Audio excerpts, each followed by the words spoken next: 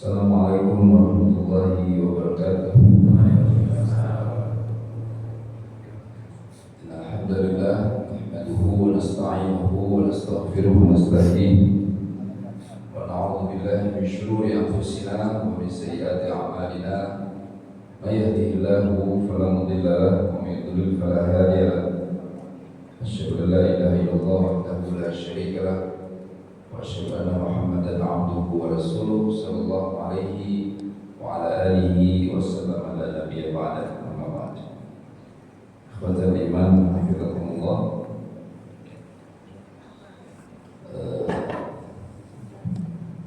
Tentang kebiasaan itu kadang-kadang dipuji, kadang-kadang dicaci. Memang sudah kebiasaan beliau nolong orang, bantu orang. Di lain waktu kita juga mendengar memang sudah kebiasaan beliau ngeselin. Di kebiasaan tidak mungkin dihindari, yang ia kemudian sering disebut sebagai tradisi atau dalam bahasa Arab yang sudah di-Indonesiakan ada isti'adah. Karena kalau ada orang yang punya kebiasaan berarti atau nggak punya tradisi atau nggak punya adat, berarti dia manusia pertama di muka bumi. Gak mungkin kita dilahirkan dari orang tua, kita punya kakek, nenek, dan seterusnya. Itu semua membentuk jati diri kita. Manusia makhluk beniru, dia meniru dan kemudian memodifikasi. Modifikator terbaik itu manusia. Itu yang membuat di antaranya perbedaan yang cukup signifikan antara manusia dengan makhluk yang lain, hewan dan sebagainya. Makhluk lain kebiasaan orang tuanya buang air di mananya, BAB. Maka anak cucunya terus BAB di mana. Kita enggak. Tadinya copok, tadinya toilet itu ya tanah aja, gali sedikit, dimodifikasi. Jadi ada prosesnya. Awalnya jongkok, lama-kelamaan terpikir untuk bikin yang duduk. Ya, awalnya airnya boros, dimodifikasi agar airnya tidak lebih boros. Dan begitu seterusnya. Rahimahullah, masjid saja dimodifikasi. Gak ada yang pernah begini zaman dulu. Rahimahullah, ini mungkin yang menjadi latar belakang kajian kita pada subuh hari ini. Kalau kita bukan makhluk modifikator, mungkin masih aman. Kenapa? Karena kakek kita Nabi Adam, nenek setiap awal. Udah pasti gak ada yang perlu dibahas, gak ada perubahan sama sekali. Dulu diumumkan oleh Nabi Ibrahim al-Adhim Finnas bil Hajj, umumkan agar manusia menunaikan ibadah haji. Sejak saat itu kemudian setelah Ka'bah selesai dibangun, umat manusia mengenal pentingnya tauhid secara massal, lintas suku, lintas daerah, lintas kabilah. Tapi kemudian ternyata manusia memodifikasi tauhid. Tak mungkin langsung ke Allah, harus ada perantara. Tak cukup hanya beberapa perantara, harus yang sifatnya personal.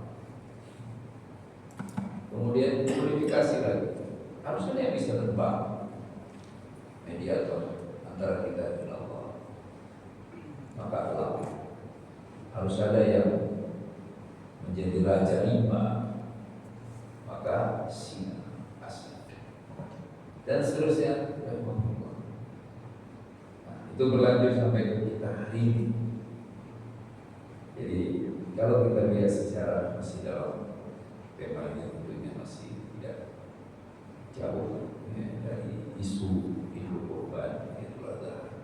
Kalau kita lihat zaman kota Mekah saja misalnya, Nabi Ibrahim berdiri Mekah bersama putranya Nabiullah Ismail alaihissalam.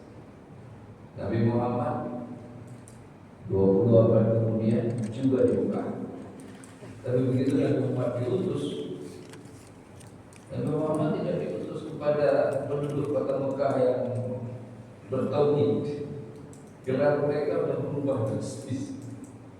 Jahiliyah, musyrikin. Bukankah mereka harusnya cukup hanya melanjutkan tradisi pendiri kota itu? Jelas bangunan pertama yang dibangun di sana Ka'bah, air pertama yang tersedia di sana Zamzam. Fakta sejarah yang tak mungkin dipungkiri. Ibrahim tidak pernah menyembah selain Allah Subhanahu wa Ta'ala. Ismail juga seperti itu, sama sekali tidak. Tapi dimodifikasi sampai akhirnya mereka kehilangan jati diri. Unik. Kalau gitu mereka terus menerus mengatakan, Muhammad, Anda ngapain sih merusak tradisi kami, budaya kami? Siapa sebenarnya yang merusak tradisi? Nabi atau mereka sendiri? Mereka mampu bahwa kota itu berawal dari Ibrahim, seorang nabi yang bertauhid, enggak menyembah seperti Allah SWT. Putranya juga seperti itu, Ismail alaihissalam. Mereka tahu persis itu. Tapi begitu Nabi Muhammad sallallahu alaihi wasallam kembali menggaungkan apa yang dulu sekali disampaikan oleh pendiri kota Mekah, mereka marah. Nuduh Nabi Muhammad merusak tradisi orang tua kami, nenek moyang kami. Nenek moyang mana yang mereka maksudnya? Apa mereka mulai lupa bahwa sebenarnya kota itu didirikan oleh Ibrahim? Mereka sangat tidak berpantang. Buktinya mereka masih menyebut Ka'bah dengan Baitullah, rumah Allah. Mereka masih kenal dengan Ibrahim, masih kenal dengan Ismail. Maka saudara dimuliakan Allah Subhanahu wa Ta'ala, kekacauan ini bukan kekacauan zahir, kekacauan pikiran, ya, kekacauan dogmatis ini itu juga berlanjut sebelum kita pada hari ini. Kita mudah sekali mengatakan ini tradisi. Kita mundur, gak usah jauh-jauh, 10-20 tahun lalu saja. Kita masih kecil, itu belum ada.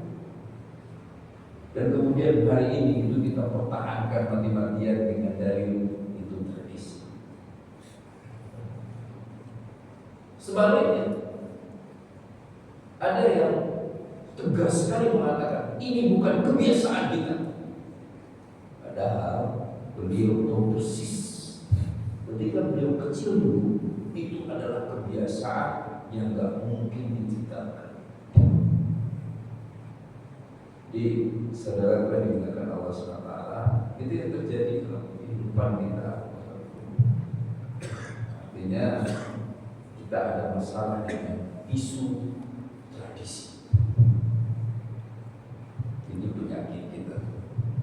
Dari generasi ke generasi salah memaknai tradisi, memaknainya secara parsial. Dan yang lebih gawat lagi dari Allah adalah tanpa sadar, sebagaimana yang dilakukan oleh jahiliyah. Mereka menganggap bahwa tradisi itu harus, tradisi itu wajib dipertahankan. Walaupun mereka tahu persis ada masalah di situ. Ini rahimahullah yang coba kita bahas pada kesempatan ini. Mudah-mudahan nanti kita dapat jawabannya, apa obatnya.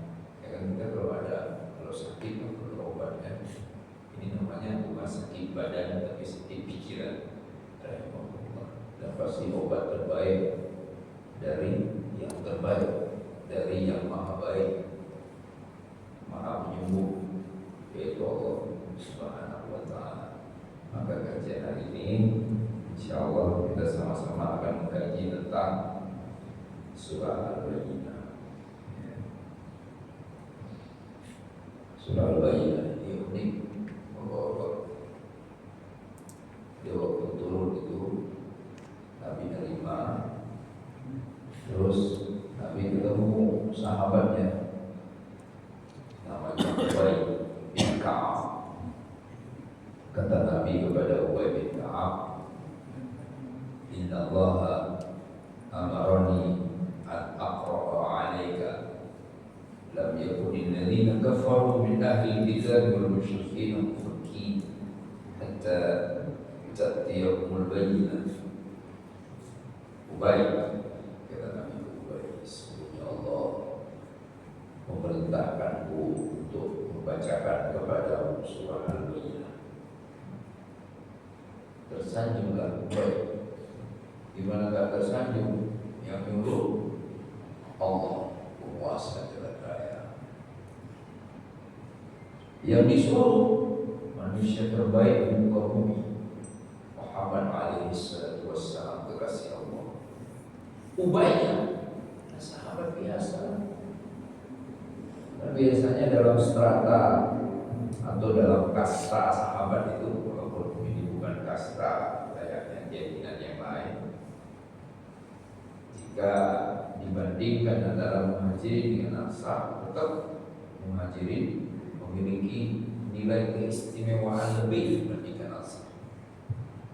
Lebih duluan masuk Islam, berjuang ketika Islam sangat lemah, ditindas dan sebagainya. Luar biasa muhajirin dibandingkan ansar. Gak ada yang memungkiri.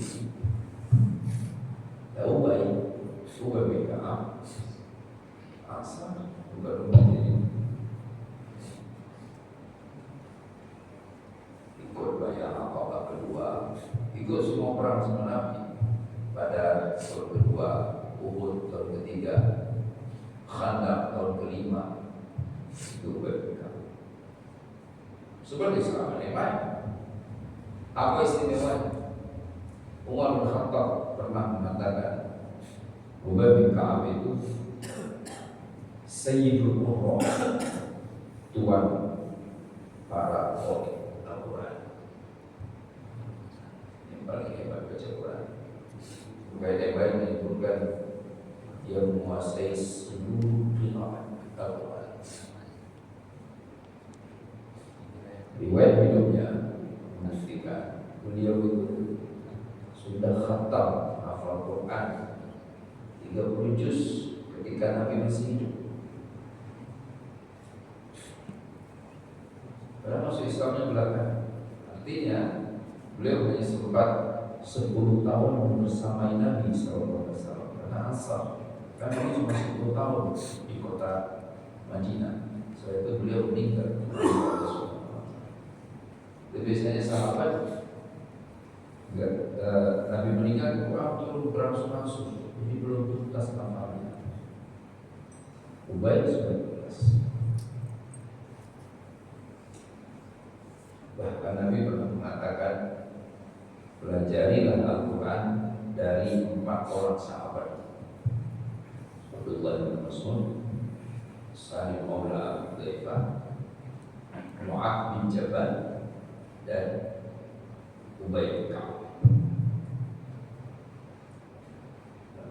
Turun Al-Bayyinah, Nabi ketemu Ubay dan Nabi mengatakan, Inna Allah amarani an aqra'a alaika Al-Bayyinah. Allah menyuruhku membacakan untukmu Al-Bayyinah. Saking Masya Allah, itu sangat terharu, bahagia, sulit dilukiskan.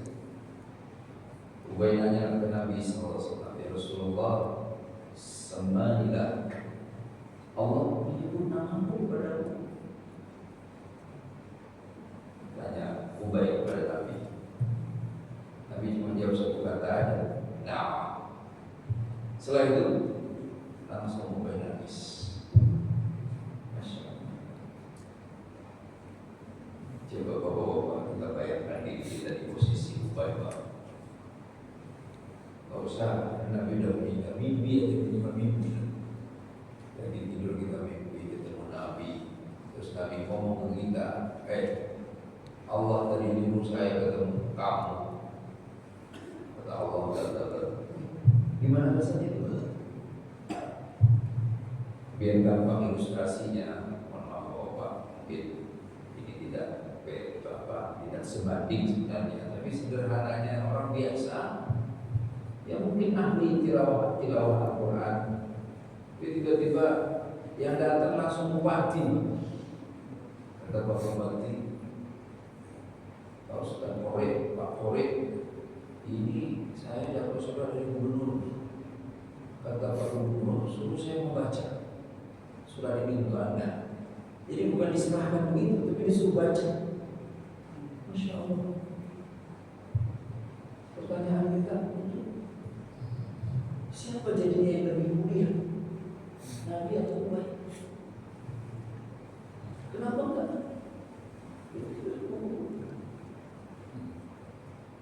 Malah Nabi diperintahkan untuk baca kepada Ubay. Bukankah harusnya umat diperintahkan untuk berbuat baik kepada Nabi, menurut Nabi dan sebagainya? Ini malah Nabi diperintahkan untuk melayani umat. Kenapa itu bisa terjadi dan mengubah? Nabi tidak pernah menjelaskan, Ubay tidak pernah menjelaskan. Tapi kita bisa memahaminya dari biografi Ubay bin Ka'ab. Kenapa bisa semulia itu? Jawabannya, karena kedekatannya yang luar biasa dengan Al-Quran Al-Karim. Yang kita sudah sering bahas. Tidak ada orang dekat sama Quran hidupnya tercela, hidupnya hina. Tidak ada. Terus dia tidak punya skill yang lain, dia tidak punya peluang. Selama ia dekat sama Al-Quran, maka ia pasti dimuliakan Allah Subhanahu wa Ta'ala. Ada sudah dekat tapi belum melihat, mungkin kurang dekat, mungkin pura-pura, mungkin tidak ikhlas. Ikut MTQ 20 tahun lalu, Pak, juara hanya di tingkat kabupaten, tetap aja dipanggil Polri. Pak Haji mana? Pak Haji yang Polri. Nah itu setelah 20 tahun lalu, setahun setelah ikut MTQ, suara berubah cempreng, rusak suara karena nggak berarti lagi. Sampai sekarang nggak bagus lagi suara, tetap ada Polri. Dimuliakan Polri, orang yang dekat dengan Al-Quran, orang yang sering baca. Maka saudara dimuliakan Allah Subhanahu wa Ta'ala. Apa kaitannya kisah ini dengan surah yang akan kita bahas untuk menelaah bagaimana kita mengobati penyakit tradisi Allah? Kaitannya bahwa Ubay bin Ka'ab adalah dalam konteks ini oleh Allah Subhanahu wa Ta'ala dipilih sebagai contoh yang mulia. Bagaimana ia bukan seorang rasul, ia bukan seorang nabi, tetapi karena kedekatannya kepada Al-Quran Karim membuat ia mampu untuk hidup dengan kebiasaan terbaik versi Nabi, versi Al-Quran. Karena kita tidak mungkin hidup tanpa kebiasaan atau tanpa tradisi. Kita masuk ke surat ayat pertama. A'udzubillahi minasyaitonir rajim. Lam yakunil ladzina kafaru min ahlil kitabi wal musyrikin munfakin hatta ta'tiyahumul bayyinah. Orang kafir dari ahlul kitab dan musyrikin, mereka belum pernah terpisah dari kebiasaannya, dari tradisi, sampai datang kepada mereka bukti-bukti kebenaran. Kata tradisi nggak disebut, nggak ada dalam ayat itu. Yang ada kata mufakki, ifak, lepas. Ifak itu bau diobek, kita buka sesuatu kan dibuka dulu, baru nggak dinempel dulu, ada bau misalnya ifak. Jadi mereka nggak pernah terlepas, nggak pernah berpisah dari kebiasaannya, dari tradisinya. Utamanya tentunya adalah tradisi syirik. Sampai kemudian datang bukti. Pertama ini Allah yang menerangkan tentang penyakitnya, masalahnya ada di mana. Ayo, tergantung kita ini. Apakah kita mau mengatakan dalam tradisi itu ada masalah atau tidak, terserah. Tapi yang jelas Allah sudah sampai datang kepadanya bukti-bukti. Kita belajar apa? Rahmatullah dari sini. Kita belajar bahwa yang pertama sekali kebiasaan itu tidak semuanya baik, sebagaimana juga tidak semuanya buruk. Kebiasaan tanpa disadari seringkali menjadi penyebab masalah. Kita itu ada hal beli sapi, wah, timbang berat. Kebiasaannya kan yang umum, ya. Atau Nabi nyebutin di dalam hadisnya, nggak boleh pincang, nggak boleh buta sebelah, nggak boleh sakit, nggak boleh ada cacat. 4 hal yang nggak boleh dohir. Jadi kalau sakit tapi nggak ketahuan masih sah. Mata buta nggak ketahuan, nggak kelihatan, nggak dohir masih sah, walaupun pahala berkurang. Tapi kalau udah dohir langsung batal. Musuh gemuk apapun hewan. Jadi kebiasaannya ternyata nggak sepenuhnya benar. Perlu diperbaiki. Ada masalahnya kebiasaan menunda nikah. Lamaran itu. Tapi kemudian orang tua si gadis mengatakan mohon maaf, walimahnya tahun depan. Lamaran itu bulan Dzulhijjah 1427 Hijriah. Berarti nikahnya, walimahnya nanti 1428. Alasannya? Alasan kebiasaan. Gak mungkin 1 tahun 2 kali acara walimah.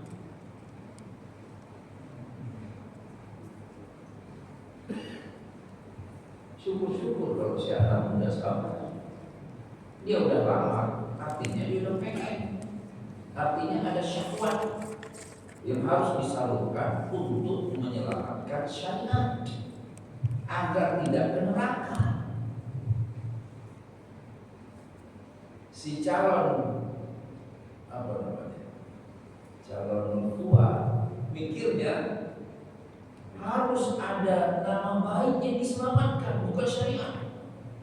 Gak cukup duit saya kalau tahun ini langsung, gak cukup tenaga saya kalau tahun ini lagi. Jadi baru saja kemarin saudaranya, jelek nanti acara kita. Menyelamatkan air muka, nama besar keluarga, bukan syariat. Itu ada kita. Jadi semua nyaris di seluruh pelosok Nusantara. Akhirnya terjadilah pelanggaran syariat. Bisa si yang sudah terlamar, yang sudah khidmah ini tidak sabar, 15, atau bubar di tengah keramaian. Si yang laki melirik perempuan lain yang lebih cantik, si yang perempuan melihat laki-laki lainnya lebih tampan, bubar, nggak jadi. Ada banyak jaga, diingetin sama PKM panitia kurban. Bang jaga baca bismillah Allahu Akbar ya. Mana dia? Bapak ini saya tiap hari dia beli Pak. Disuntiklah wajahnya. Baik dia terbakar hewan, boleh dia mingkem mulutnya. Kapan dia ucapkan bismillah? Itu sembilan untuk Allah atau untuk berhala? Itu boleh nggak pakai syariat? Halal tidak itu dagingnya dimakan, diterima tidak kurbannya. Tapi kata Bang Jaga, ini kebiasaan saya Pak, ini kerja saya, Bapak makan sih, ikut campur. Kalau Bapak sudah kaya saya, bayar saya untuk 1 ekor sapi 1,5 juta atau 2 juta, Bapak gimana? Beres ini. Yang tidak belajar al-baik. Nah, celaka hidupmu. Pasti gagal masa depanmu. Engkau gak pernah serius belajar. Kesannya inilah ayat terbaik. Besoknya hari Jumat. Nah, Jumat gak? Capek ya. Yaudah, sholat dulu. Luar biasa ya. Kenapa? Karena dalam pikiran si ayah, tradisinya anak itu wajib berhasil dunianya, dan berhasil dunia sama sekali tidak ada kaitannya dengan ibadah. Ya, maka terbentuk dalam diri si anak. Jangan coba-coba main-main dengan dunia. Soal akhirat, insya Allah Allah Maha Pengampun dan Maha Penyayang. Masya Allah. Di sini. Maka itu yang jadi persoalan saudara kami kepada Allah SWT. Dan Nabi diutus, kalau kita lihat hadisnya itu, lituktamima makarimal akhlak. Aku diutus bukan untuk ngajari akhlak.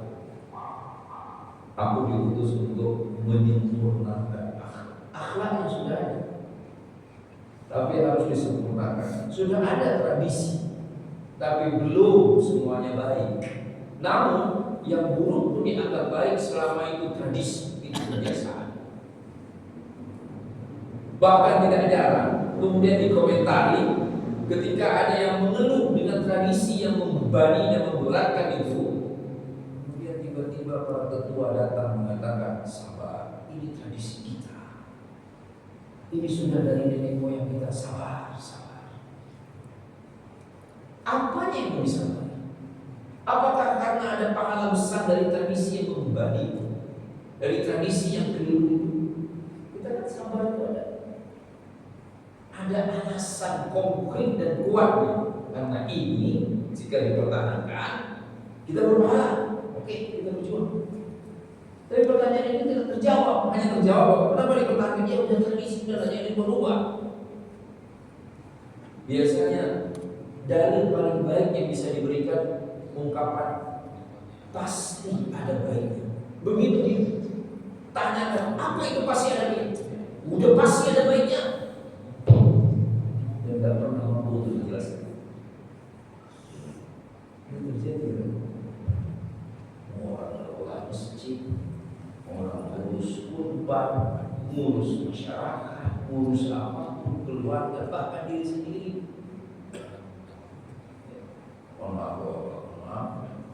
Ada kan? Udah diingetin sama Pak Dokter, Pak Haji masih minum manis. Kata si Pak Haji, Pak Dokter, udah tradisi saya ngetek sehari 3 kali, pagi, pada asar, pada isya. Langsung berdiam terbelalak Pak Dokternya. Masya Allah Pak Haji, sekali aja. Kata si Pak Haji, ya jangan Pak Dokter, itu kebiasaan saya dari muda. Sudah 40 tahun. Pernah dengar yang begitu?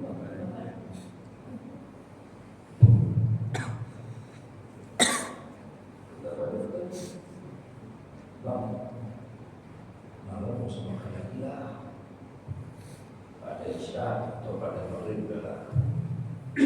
perlu istirahat. Wah, jangan gitu dong. Tradisi saya. Hilang berobat, dokter langsung nyemantin, Haji, daging aja ya, jeroan rusak. Kata si Bang Haji, waduh, dokter gimana sih Bang Haji? Ada namanya buah enak itu, pakai kita jeroan, tradisi lagi. Dalam hal apapun, ternyata tradisi menjadi soal gitu. Kelas.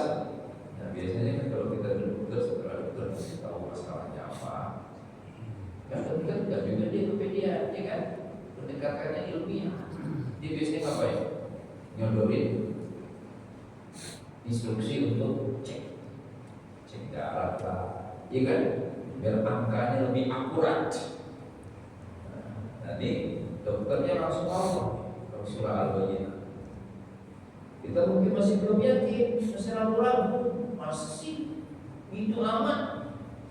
Disodorkan sama Allah SWT Al-Bayyinah, hatta ta'tiyahul bayyinah. Apa itu? Rasulullah minallah yatlu suhufan mutahharah fiha kutubun qayyimah. Masya Allah. Dibalik dia dokter dia kan, tahu ini hasil labnya.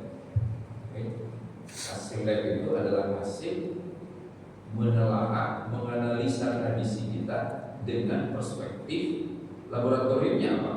Keteladanan Nabi dan Al-Quran Karim. Rasulullah itu suhufan mutahharah, suhufan mutahharah, lembaran-lembaran suci. Jadi kesana komparasinya sama kayak kita, darah kita di bawah mana? Lab yang membaca nanti. Kalau kita lihatnya merah aja kan, merah mengalir, ya udah normal, nggak biru darahnya misalnya. Dan kita kebiasaan kita, tradisi kita nggak mungkin dibaca oleh orang lain, karena kita semua beda kebiasaan. Nggak mungkin dibaca oleh siapapun.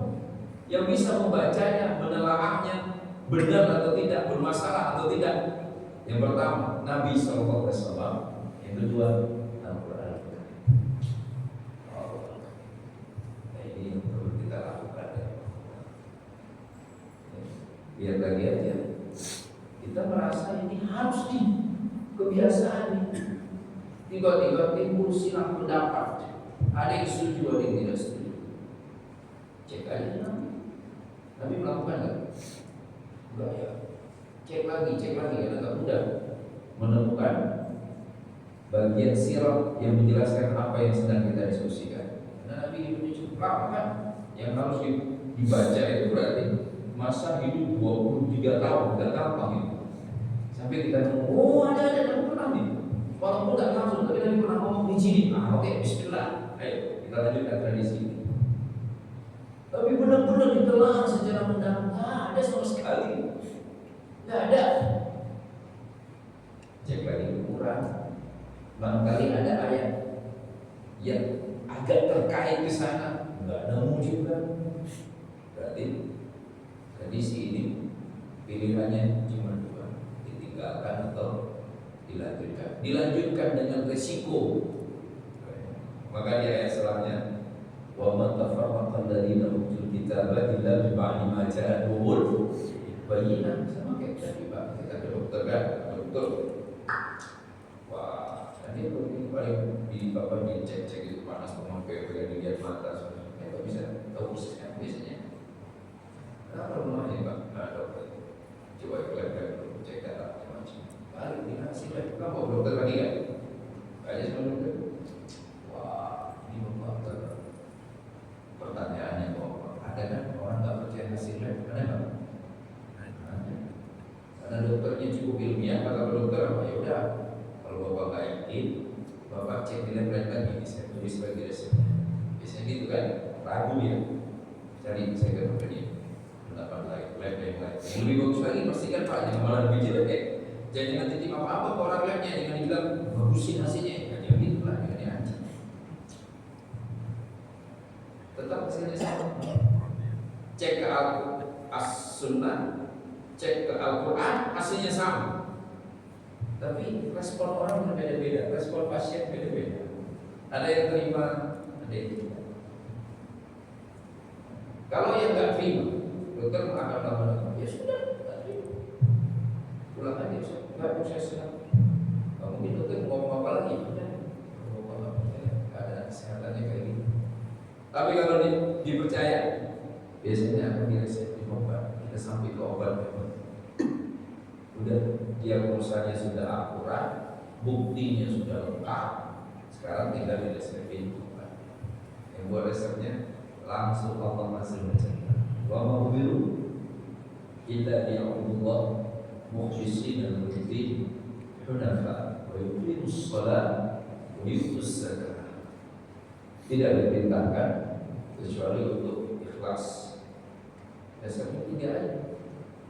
Bukan dimakan, bukan diminum, tapi diamalkan secara batin dan zahir. Yang batin 1, zahir 2. Batinnya ikhlas. Berjuanglah untuk ikhlas karena Allah, jangan karena manusia. Arahkan pikiran karena Allah.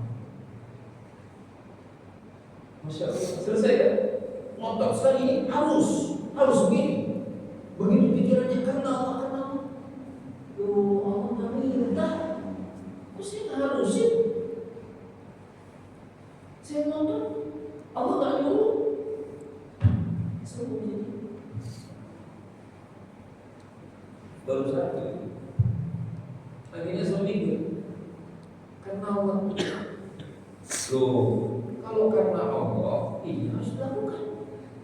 Kenapa kebiasaan kita tidak melakukan?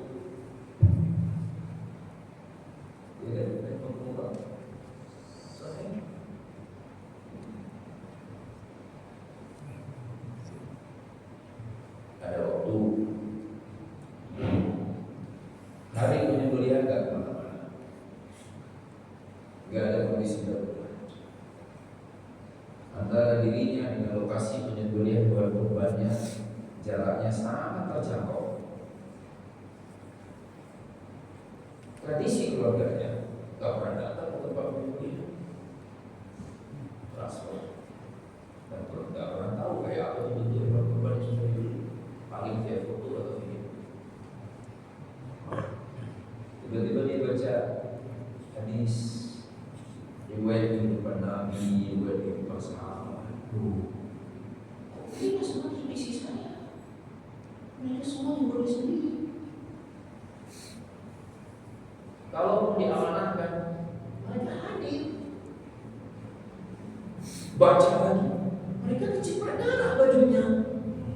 Baca lagi, mereka mengelus tangan kurbannya. Akhirnya dia mikir, berkurban karena apa? Apa karena permintaan panitia kurban ya? Karena Allah. Resep nomor 1 tadi, obat nomor 1. Langsung dia bergemas, bergegas berangkat ke lokasi kurban. Dia telepon panitia, jangan coba-coba sembelih kecuali setelah saya hadir di sana. Tanya mana sapi saya mana? Dia perlu sapinya. Engkau bukti cintaku kepada Allah. Masa bukti cinta gak dicium? Gak suka. Nih, bapak-bapak menghadiahkan saya kotak ini. Menurut bapak-bapak ini kotak paling keren untuk ustaz. Tapi masuk akal gak Pak? Bapak begitu ngasih, Bapak taruh atas alam, terus Bapak bilang, Ustaz, ini Ustaz. Kira-kira terima gak Pak? Saya masih, oh gitu Pak Ji. Ya saya bau banget, kayaknya gak sanggup ciumnya, ada darahnya, ini ada tai sapinya, ini ada gitu kau. Terus diterima kurban kita semua. Itu kan bukti cinta. Emang begitu dulu Ibrahim sama Ismail. Ibrahim Ismail berdiri di sana 200 meter dari kamu, masuk dari kamu terus pakai panah. Bukti cinta tetap dirangkul nanti dia sudah. Allah nyuruh ayah untuk diberiku. Ayah sayang sama kamu, tapi ya sudah Allah minta bukti cinta ayah kepada Allah. Ya sebelum kamu. Harusnya nggak boleh ada kalimat bau sapi, ih bau kambing. Emang itu sapi atau kambing apa? Itu diberikan untuk Allah. Kok dibenci? Aneh. Harusnya dibenci.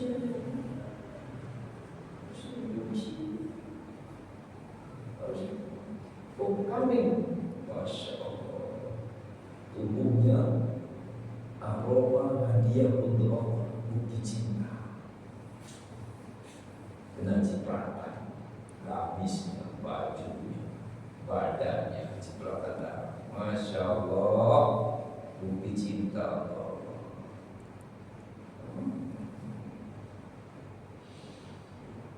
Ya, saya nggak berani kasih ilustrasi yang lebih ekstrim dalam hubungan suami istri. Selesainya berani mengomentari dengan komentar yang gak pantas. Ada aroma kan? Baik itu suami maupun itu istri, termasuk di cairan yang kedua itu ada aroma yang gak sedap, tapi gak ada komentar tidak sedap. Kami dilakukan dengan cinta. Itu bukti cinta sih. Maka begitu didasarkan oleh Allah, wa ma umiru illa liya'budullaha mukhlishina lahu din. Dia langsung, aduh, ini kan karena Allah kok begini amat, malah duduk di rumah, malah merasa udah berkorban, malah merasa namanya cinta. Mungkin gak nitip bapak-bapak, Pak, dulu kita pernah muda kan? Atau apakah bapak-bapak semua mengalaminya? Zaman dulu kita masih pakai surat kan, kalau berkirim ucapan cinta. Kalau perlu masih sendiri, kalau penitip kan karena malu-malu kan. Iya. Lah setelah zaman ada SMS ya Pak dulu ya. Jadi saya pikir bapak-bapak belum begitu berbapak. Ada mana ada kita jawab teman kita? Coba SMS. Malu kasih hati saya. Enggak berani lah kita SMS sendiri. Ya cinta. Ikhlas kata Allah, benar tak ini kata Allah? Angkat itu. Masya Allah. Tradisi baru dulu nggak ada. Tahu baru belakangan ini. Maaf ya ibu, nggak semua ibu. Di sebagian keluarga, sebagian istri, saya ulang lagi, mereka sampah di sebagian keluarga, sebagian kecil, sebagian istri merasa punya wewenang atas suami. Hari ini ibu-ibu itu suka ngomong gitu kan, memang suami saya berani, bukan suaminya yang ngomong gitu sekarang. Harusnya suami yang ngomong gitu istri kan. Memang istri berani itu udah gak ada ucapan gitu di bawah. Sekarang ucapan begitu ada di ibu. Mana berani suami macam-macam sama kita. Lagi-lagi saya ulang, gak semua ibu-ibu, biar gak salah paham. Sebagian kecil. Alasan si ibu apa? Si ibu yang melihatnya begitu. Suami saya kalau saya tak benar-benar amat, saya tahu persis kayak apa itu orangnya, gayanya doang. Dapat dia resep dari Allah, ikhlas. Karena tradisinya bermasalah. Masalah kan? Dikompar dengan hadis Nabi, salah. Karena Nabi berkali-kali dan satu hadis mengatakan, kalau suami menyuruh, datangi, turuti apapun keadaan. Sekarang ini sebagian, lagi-lagi saya ulang, sebagian dia nggak salah paham. Kalau suaminya manggil, dia nggak segera datang, dia yang bikin suara jidat sahabat. Masya Allah, kan ini lagi di dapur kan itu. Nabi bilang apa? Temui suamimu walaupun kau sedang dapur, sedang masak itu, resikonya kosong. Temui suamimu. Masya Allah. Gak sah puasa seorang perempuan, puasa sunnah, kalau suaminya ada di sisinya, suaminya ada di rumah, dan suaminya tidak mengizinkan dia puasa. Segitunya suami. Tapi suami gak benar, ini masalahnya. Benar gak benar? Dibeli suaminya, pulang telat dulu, duit sedikit, pokoknya gak bisa. Tapi si istri baca hadis, baca ayat, Dia dapat bukti bahwa tradisinya bermasalah. Dia ketemu resep nomor satunya ikhlas. Langsung nih. Ini kalau dia tadi urusan itu semua.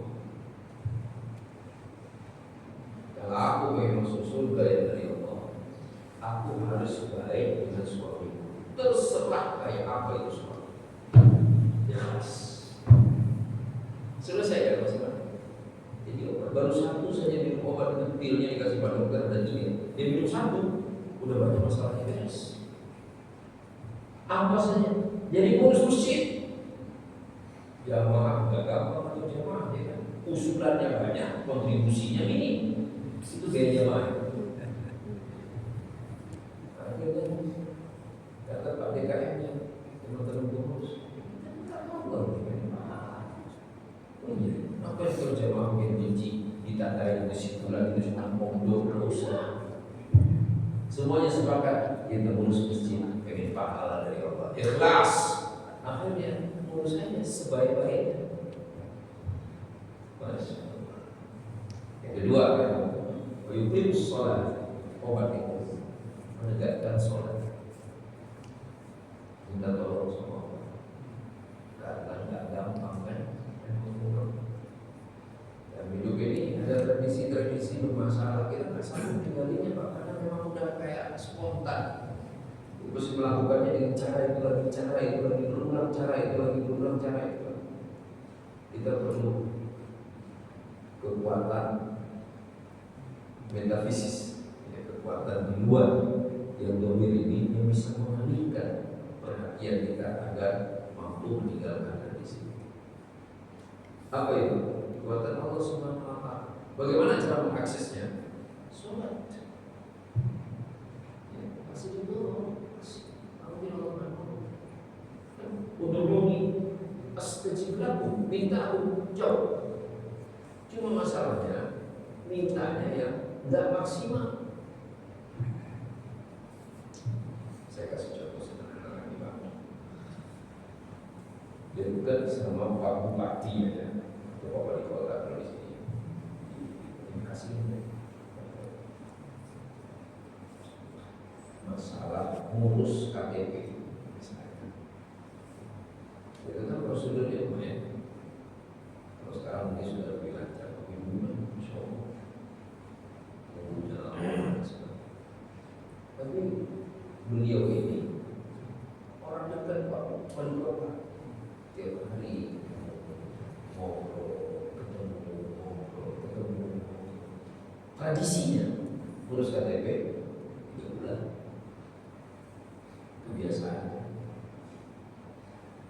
Bapak Wali Kota tahu orang yang selalu datang menemui beliau lagi ngurus KTP, mungkin Bapak biarkan tetap 3 bulan bypass. Dia telepon kan bawahannya dipercepatnya sehari, 3 bulan berubah sehari, bertolak belakang dengan tradisi. Bertolak belakang dengan kebiasaan. Itu hanya gara-gara dekat sama wali kota doang. Gimana kalau dekat sama gubernur? Gimana kalau dekat sama kepala negara? Gimana kalau dekat sama penguasa jagat raya? Mungkin nggak kita diwajibkan selalu ikut tradisi yang menyebalkan itu? Nggak mungkin kan? Allah masih ngurus kita. Tapi jalur terbaiknya biar bisa dekat sholat. Kondisi di mana seorang hamba paling dekat dengan Allah. Kurang sholatnya, sempurnakan. Udah lumayan banyak rakaatnya, sempurnakan dengan khusyuk. Masa ngobrol sama Allah, pikiran kemana-mana, ke rumah, ke istri, ke anak, ke lingkungan, ke sahabat, kambing, ke sapi. Dia lagi berdiri dalam sholatnya. Mungkin saya dianggap main ke kantor pendopo bupati aja dulu. Bupati depan saya ngobrol. Saya sibuk sama HP saya. Yang ada diusir kan? Sungguh kita nggak diusir lagi sholat sama Allah. disuruh keluar masjid. Bayangkan lagi sholat, keluar suara dari langit, ya Allah, kemana aja? Pikiran malah kemana-mana. Baik banget Allah nggak gituin kita kan? Itu persoalannya.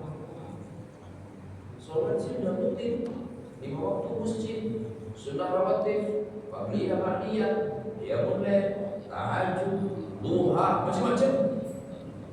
Tapi nggak maksimal khusyuknya, kesannya lagi ngobrol sama Allah, tapi pikiran kita malah kemana-mana. Aneh kan? Akhirnya dekat secara dohir, tapi nggak dekat secara batin. Allah tahu semua, Maha tahu yang dohir, Maha tahu yang batin. Akhirnya nggak diselesaikan semua. Nggak mampu kita digali tradisi, lemah, keadaannya nggak dikendalikan oleh Allah agar kita bisa meninggalkan tradisi. Tapi begitu kita dekat sama Allah, Allah yang ubah keadaannya sehingga kita jadi lebih ringan. Jadi kunci yang keduanya, obat yang keduanya, kedekatan dengan Allah melalui sholat. Sholatlah dengan sholat yang sebenar-benarnya sholat. Kalau semua pikiran ini lagi di depan Allah, lagi ngobrol sama wa yu'tus zakah. Yang ketiga, yang terakhir, mau untuk bayar zakat, gak nunggu diminta, hitung sendiri, inisiatif, gak sanggup hitung sendiri, minta bantuan dari lembaga, ambil zakat yang terpercaya, kita tolong hitung ini, atau mungkin bisa belajar sendiri pelan-pelan. Saya punya bla bla bla bla bla, manakah yang ini yang wajib zakat. Sekarang penjelasannya, apa kaitannya bayar zakat dengan kemampuan untuk meninggalkan tradisi-tradisi yang buruk rahimahullah? Ya, di antara tradisi-tradisi yang bermasalah itu, atau bahkan sebagian besarnya, seringkali berkaitan dengan fulusnya. Ada kosnya, bahasa agamanya infak. Pertanyaan, kita bahas itu infak. Kalau nggak dirasa itu infak, maka apakah kita masih harus berinfak? Makanya dulu belajar tentang zakat, karena hanya zakat yang wajib, ya kan? Dan tidak selalu wajib, kecuali fitrah juga masih bersyarat, bernyawa orangnya. Harusnya tradisi yang dibiayai bisa dijelaskan apa manfaatnya itu bisa. Akhirnya mengoreksi cara pandang kita terhadap pembiayaan tradisi atau adat istiadat. Kenapa ini harus dibiayai? Sebagaimana kita belajar zakat, kan tidak semuanya rumah 5 dengan rumah 2 atau rumah 1, mana yang kena zakat? Dua-duanya kena zakat. Dicek dulu, dia punya rumah itu berapa? Rumah 5 tak kena zakat. Orang dia beli 5 rumah buat ditempati. Rumah 1 kena zakat. Dia beli 1 rumah buat disewakan, buat bisnis, langsung ada zakat. Kendaraannya kendaraan 10, yang satunya kendaraan 1, yang 10 tak kena zakat, semua dibeli buat dipakai. Yang 1 dibeli buat bisnis, kena zakat. Kira-kira ilustrasi global, nanti detailnya silakan dibaca. Intinya begitu seseorang mulai mempelajari zakat, masih pikiran yang formal, pikiran tentang zakat itu akan terbawa ke dalam pembiayaan yang dia terlibat di dalamnya, yang berkaitan dengan tradisi kehidupan. Kalau Islam begitu, pelaminan 100 juta, buat makan, undangan 200 juta,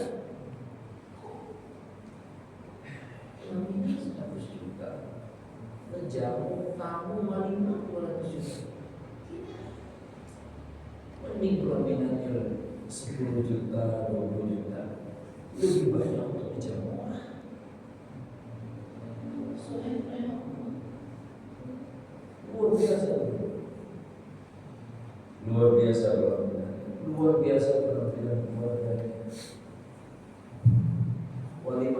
jam 11 diundang jam 11 sampai jam biasanya 13, ya kan baca.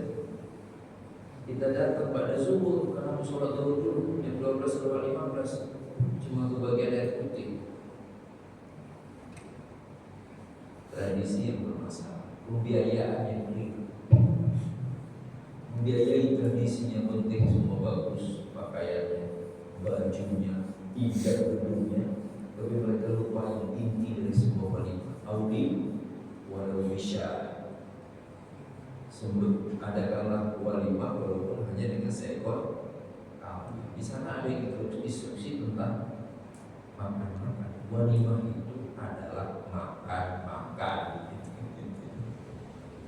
Kalau nggak ada makan, cuma ada minum doang, cuma ada piring kosong doang, cuma ada butnya doang, udah habis, itu bukan walimah namanya. Tradisi, tapi tradisi ini berbeda. Jadi lebih ekstrim lagi, biasanya orang untuk dokumentasi, masya Allah, yang super keren, super bagus dan sebagainya. Terus apa yang terjadi, Pak? Karena mereka sudah keren banget, bagus banget, kita diundang acara akad nikah. Diundang acara akad nikah kira-kira buat ngapain? Dan lihat nikah kan, soalnya kan undangan sesuai buat apa tujuan diundang. Begitu akad nikah mau dimulai, kita nanti akad nikah kira-kira apa? Punggung para fotografer untuk itu. Terus itu apa ya? Ini udah ada live, rekam, nonton aja live video. Harusnya undangannya ngomong, tonton acara akad nikah, bukan hadir. Benar gak? Soalnya harusnya sedemikian rupa di briefing fotografernya. Syuting terbaik, hasil terbaik, jangan ganggu keleluasaan, kenyamanan para hadirin yang hadir untuk menyaksikan akad. Akhirnya akad jadi seremoni YouTube, Pak. Udah kayak pura-pura itu akad nikahnya. Kenapa? Karena dia merasa ada kamera nih. Masa begitu? Perasaan pengantinnya, perasaan orang tua yang nikahin, harusnya perasaannya warga saya hadir, masya Allah, senang saya sama-sama lihat posisi duduknya biar bisa lihat di semua. Walaupun ada saksi, ini enggak, langsung duduk di posisinya, tidak boleh berdiri, tidak boleh bangun, tidak boleh syuting, tidak boleh semua. Terus sampai diundang nikah. Zaman dulu begitu ada nikah, kan lagi-lagi komparasinya dengan Nabi, masa Nabi kan, nggak usah katakan, masa Nabi dengan Quran. Zaman dulu begitu ada akad nikah. Jadi orang semua menyebut, ya masya Allah, alhamdulillah, udah sah nikah. Dokumentasi silakan aja, nggak ada yang dilarang. Tapi jangan kemudian menghalangi apa yang seharusnya terjadi, yaitu orang-orang yang hadir menikmatinya. Itu contoh-contoh sederhana sekali, Bapak juga tak masalah, tapi terjadi dalam hidup kita gara-gara kita tidak fokus. Jadi kembali ke tiga lagi obatnya, biar hati fokus ke Allah, belajar lagi ikhlas. Biar Allah bantu, Allah selesaikan, Allah atasi, baguskan sholatnya. Biar pengeluaran kita menjadi pengeluaran yang bermanfaat, pembiayaan yang bermanfaat, maka seriusi tentang zakat. Jadi sebagaimana nanti kita akan belajar, oh ini belum, ini ada, ini sekian persen. Akhirnya ketika kita membiayai tradisi kebiasaan hidup kita pun akan lebih selektif. Terakhir, bagaimana kalau nggak mau minum obat? Nah, biasanya itu pertanyaan kepada dokter, kalau obat dari aman, kalau nggak diminum gimana dok? Boleh nggak? Dijawab sama Allah. Kalau nggak diminum, syarrul bariyah, seburuk-buruk hewan melata di muka bumi. Silakan aja. Nggak peduli soal ikhlas, sholat sekedar penting sudah sholat, zakat hanya ketika ditagih atau mencukupkan diri dengan zakat fitrah, maka langsung statusnya menjadi syarrul bariyah. Sebaliknya, jika obatnya dikonsumsi, khairul bariyah, sebaik-baik makhluk yang hidup di muka bumi. Masya Allah. Di penghujung Allah kasih satu kata yang kalimat yang luar biasa. Dari kalimat khasyiyah, itu hanya untuk orang yang takut. Takut jadi syarrul bariyah. Sama kayak kita ke dokter, Pak. Yang nggak takut jatuh sakit dikasih obat, mungkin dibawa tapi nggak diminum lah. Dokter ini bisa aja saya masih segar begini. Tapi yang ada rasa takut minum benar. Bahkan di jadwal ini HP-nya ada reminder segala. Kalau dibikin bawa kemana-mana ada kotak kecil, saya nggak boleh nggak konsumsi obat. Tapi yang nggak peduli, nggak ada rasa takut, dia pasti akan saya nanya. Ternyata rasa takut itu penting. Takut jadi syarrul bariyah, serem banget Bapak. Seburu-buru hewan melata di muka bumi, seburu-buru makhluk di muka bumi. Gara-gara nggak peduli soal ikhlas, nggak peduli soal sholat, nggak peduli soal zakat. Demikian kajian kita di subuh hari ini. Semoga ada manfaat bagi kita bersama. Maaf jika ada kesalahan. Bila kita berdoa, assalamualaikum warahmatullahi wabarakatuh. Terima kasih Ustaz. Mungkin diberikan kesempatan untuk bertanya cukup satu pertanyaan dari jamaah hari ini ditanyakan. Assalamualaikum warahmatullahi wabarakatuh. Kajian yang cukup mendalam, tapi dari surat Al-Baqarah ayat 1 tadi ujung terjemahan di sini sampai dapat pada mereka bukti yang nyata. Apa bukti yang nyata itu Ustaz? Itu yang di ayat sebelahnya Pak, yang tadi Rasulullah yang yang nyata itu Rasulullah dan subuh mutahharah lembaran suci Al-Quran. Jadi mereka dari dulu kan sudah disampaikan, sudah ada yang ingetin. Dan di jahiliyah itu kan juga ada orang-orang yang masih soleh kayak sepupunya Khadijah, orang bin Affan yang dulu sudah bilang Nabi Muhammad, kalau umur panjang aku akan pasti berada di barisanmu. Jadi ada yang datang ingetin ada, tapi mereka tak pernah mau percaya bahwa tradisi mereka bermasalah. Sampai kemudian datang bukti nyata dari Allah. Baginah itu Rasulullah Muhammad SAW dan Al-Quran. Cuman tidak semua mereka merespon dengan respon yang positif. Jadi tafarraq, beda-beda. Ada yang iya, ini udah ada buktinya. Nabi udah ngomong, gak ada dari Muhammad, ada mukjizatnya. Al-Quran, walaupun kemampuan bahasa kita luar biasa, tapi kita gak bisa nandingi Al-Quran. Ini udah bukti nyata banget ini. Bahwa kita salah, ada tradisi kita yang harus dikoreksi. Kan gak semua juga kan. Kayak yang memuliakan tamu dilanjutkan, apalagi khitan dilanjutkan. Ada beberapa yang harus dikoreksi. Nah, ada yang terima, ada yang tidak terima. Baik, terima kasih Ustaz. Mungkin ditutup dengan doa Ustaz. Kita bermunajat kepada Allah Subhanahu wa taala, mudah-mudahan Allah mampukan kita untuk menerima kenyataan bahwa ada tradisi kita yang bermasalah, bahwa tidak semuanya harus dipertahankan, tapi ada yang memang justru harus dihilangkan. Tapi menariknya sama aja kayak kita ke dokter Pak, ya kan? Yang sakit mata atau yang sakit apa pilek, dikasih obat minum, maksudnya malah perut, ya kan? Tapi sistemnya dokternya tahu. Yang kalau gitu pilek harusnya kasih obatnya di sini, enggak lah, obatnya sama. Masalahnya di tradisi, di keluarga, di macam-macam. Kok obatnya ikhlas, sholat, zakat. Nah, Allah lebih tahu.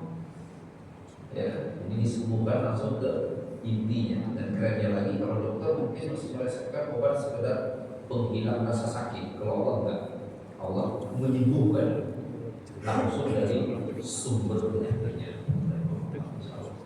Kita awali dengan istighfar 3 kali. Astagfirullahaladzim, astagfirullahaladzim, astagfirullahaladzim. Al-Fatihah. A'udzubillahi minasyaitonir rajim. Bismillahirrahmanirrahim. Alhamdulillahirabbil alamin. Arrahmanirrahim. Maliki yaumiddin. Iyyaka na'budu wa iyyaka nasta'in. Ihdinas siratal mustaqim. Siratal ladzina an'amta 'alaihim ghairil maghdubi 'alaihim waladdallin. A'udzubillahi minasyaitonir rajim. Bismillahirrahmanirrahim. Alhamdulillahirabbil alamin. Hamdan yuwafi ni'amahu wa yukafi mazidah. Ya Rabbana lakal hamdu kama yanbaghi li jalali wajhikal karim wa 'azimi sultanik. Allahumma ighfir lana wa li walidayna warhamhuma kama rabbayana shighara.